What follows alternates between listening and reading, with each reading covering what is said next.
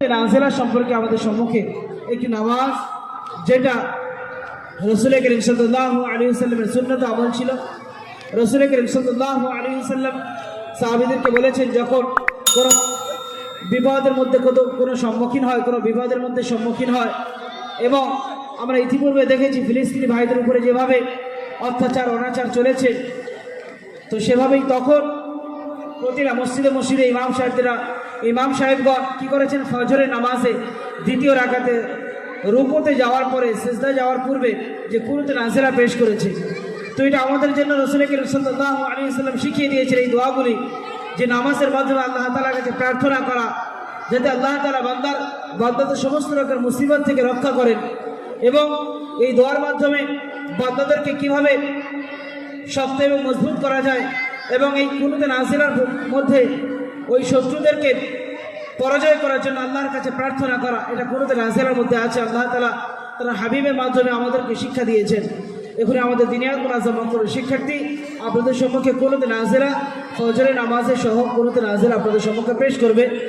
তো আমরা সকলেই এই বিষয়গুলি খেয়াল রাখি যে আমরা যেহেতু এটা প্রোগ্রাম পশ্চিম দিকে যেহেতু নামাজ হয়, যেহেতু আমাদের স্টেজের মুখ পশ্চিম দিক ছাড়া অন্যদিকে রয়েছে, তো অর্থাৎ আমাদের বাচ্চারা কীভাবে এটা প্রোগ্রাম দেখাবে, এই জন্য আমরা আপনাদের দিকে তাকিয়ে অর্থাৎ দর্শকদের দিকে লক্ষ্য রেখে আমরা একটা প্র্যাকটিক্যাল আমল, একটা ডেমো একটা দেখাচ্ছি। আপনারা কেউ ভ্রান্ত মন্তব্যের শিকার হবেন না। সালাম দাও।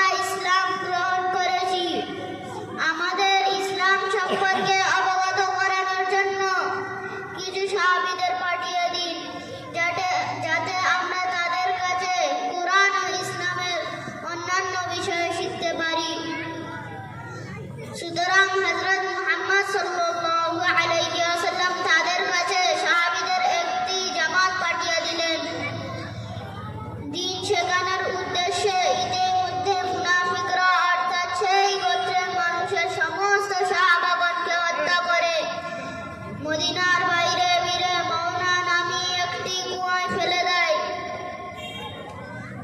এই সংবাদ শুনে রাসূল সাল্লাল্লাহু আলাইহি ওয়াসাল্লাম অত্যন্ত দুঃখ পান এবং এক মাস যাবৎ ফজরের নামাজে কুনুতে নাজিলা পড়েন। এটি একটি দোয়া যেটি ফজরের নামাজের শেষ রাকাতে রুকুর পর সিজদার পূর্বে পড়া হয়। এটি পড়ার কারণ, যখন মুসলমানদের উপর কোনো মুসিবত আসে তখন পড়া হয়, চাই সে মুসিবত দুনিয়ার কোন প্রান্তেই হোক না কেন। সুতরাং হযরত মুহাম্মদ সুতরাং বর্তমান পরিস্থিতিতে আমাদেরও মসজিদে কুনুতে নাজিলা পড়া উচিত, যাতে আল্লাহ তাআলা আমাদের এই মুসিবত থেকে পরিত্রাণ দান করেন। আল্লাহু আকবার। সুবহানাকা আল্লাহুম্মা ওয়া বিহামদিকা ওয়া তাবারাকা ইসমুকা ওয়া তাআলা জাদ্দুকা ওয়া লা ইলাহা গায়রুক।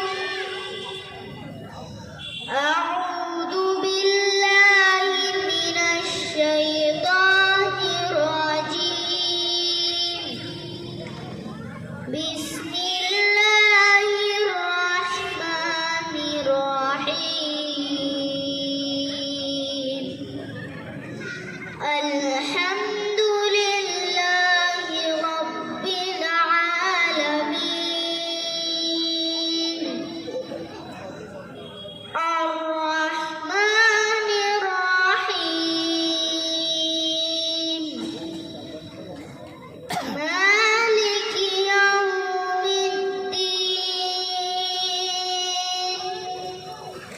إياك نعبد وإياك نستعين اهدنا الصراط المستقيم صراط الذين أنعمت عليهم غير المغضوب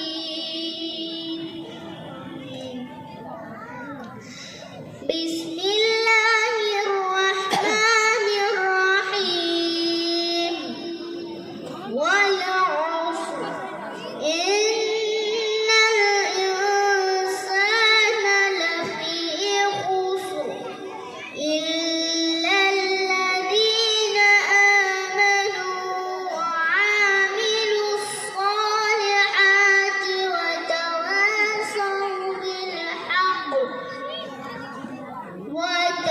وتواصوا بالصبر.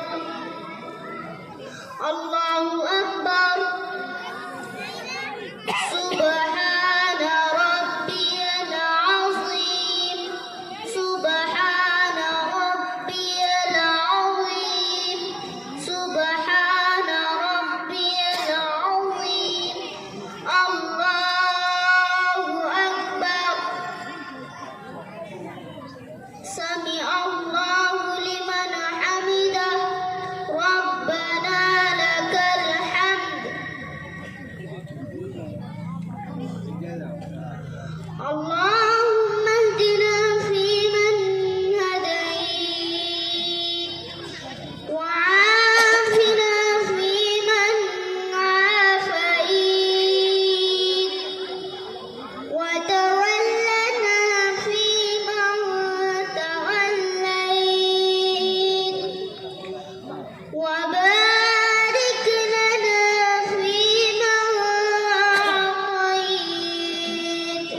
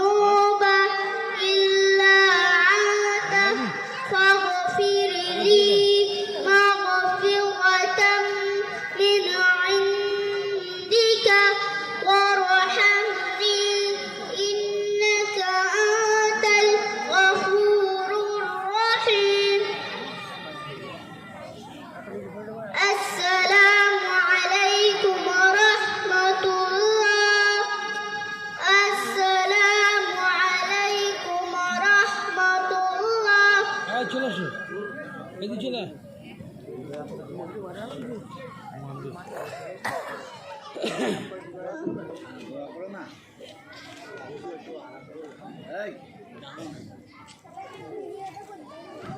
ربنا آتنا في الدنيا حسنة وفي الآخرة حسنة وقنا عذاب النار ربنا ظلمنا أنفسنا وإن لم تغفر لنا وترحمنا لنكونن من الخاسرين ربنا لا تزغ قلوبنا بعد إذ هديتنا وهب لنا من لدنك رحمة إنك أنت الوهاب ربنا تقبل منا إنك أنت السميع العليم وتب علينا إنك أنت التواب الرحيم برحمتك يا أرحم الراحمين মাশাআল্লাহ, জাযাকাল্লাহ। ভাই, এই বাচ্চাটার গার্জিয়ান আছে এখানে?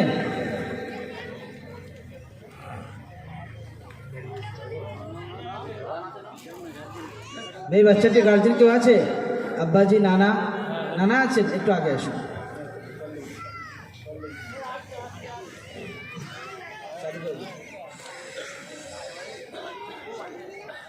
একটু দর্শক দিক দিয়ে একটু দেখুন।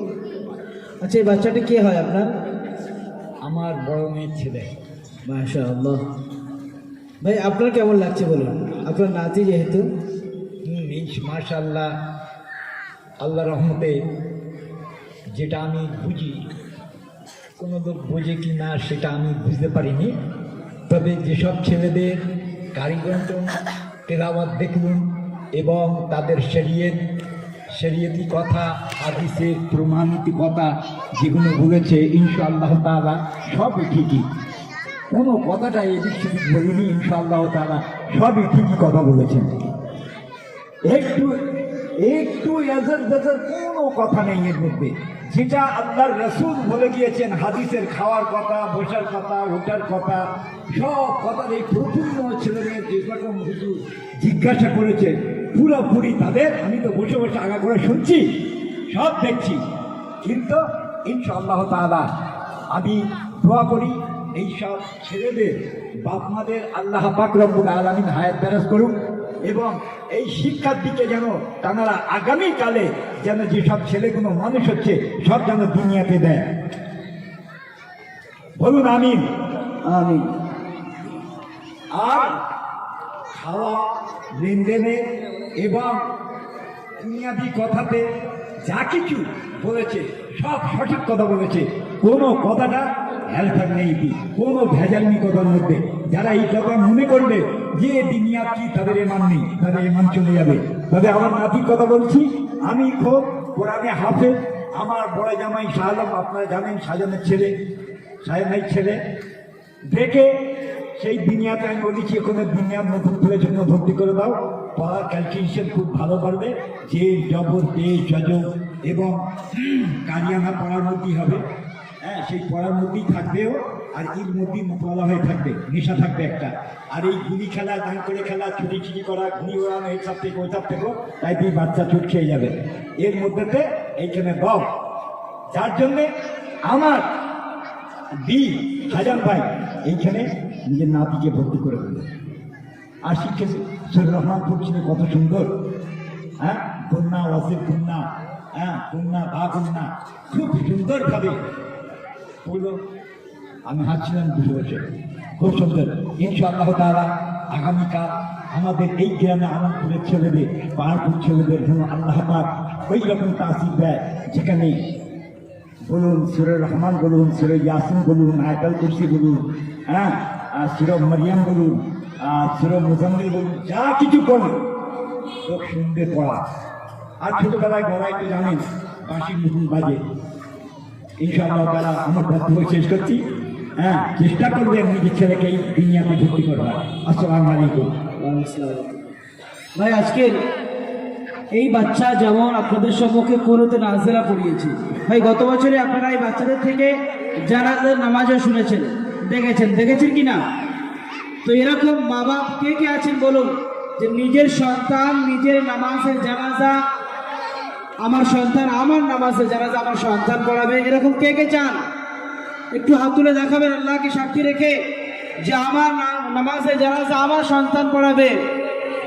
ইমাম সাহেব এলাকার ইমাম, তিনি তার দায়িত্ব কর্তব্য পালন করেন, কিন্তু নিজের সন্তান তার সবথেকে বড় হক, যে নিজে প্রতিটা মা বাবার সবথেকে বড় হক এটাই যে নিজের সন্তানকে সম্পদ, এমন সম্পদ বানিয়ে দুনিয়া থেকে বিদায় নেওয়া যে সন্তান তৈরি করার পরে কবরের কাছে গিয়ে হাত তুলে মা বাপের জন্য মাগফিরাতের জারিয়া হবে এবং মাগফিরাতের কামনা করে আল্লাহর কাছে প্রার্থনা করবে।